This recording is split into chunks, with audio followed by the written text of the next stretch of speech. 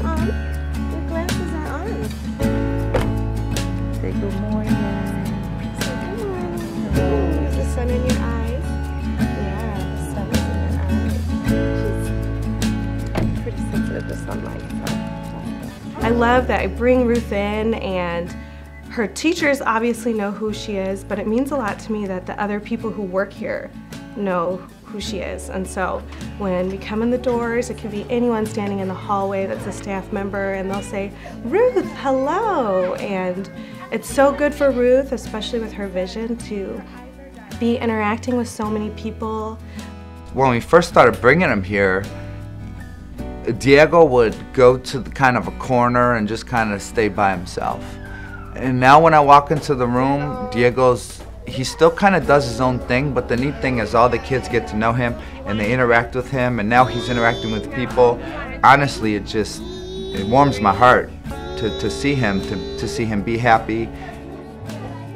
So one thing that I think DCEC does well and does better than what I would have seen at a different child care center is I think they really took the time to understand Ruth's condition. With the albinism, part of that is a little bit of difficulty with depth perception. And so when Ruth was learning to walk, she could stand up, but she didn't want to take a step. She was feeling very nervous taking a step, and she could push a cart around, but she just didn't want to do anything independently for several months. So I think part of it was her teachers understanding her condition and to be patient with her.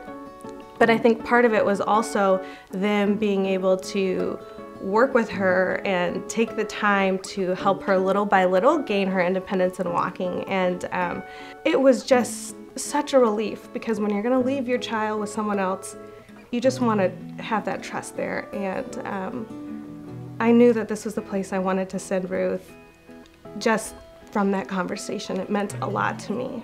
When Diego was born, he had something called Pierre-Robin sequence. Basically, there's three main things going on. He was born with a smaller chin, a tongue that would obstruct his airway, and a cleft palate.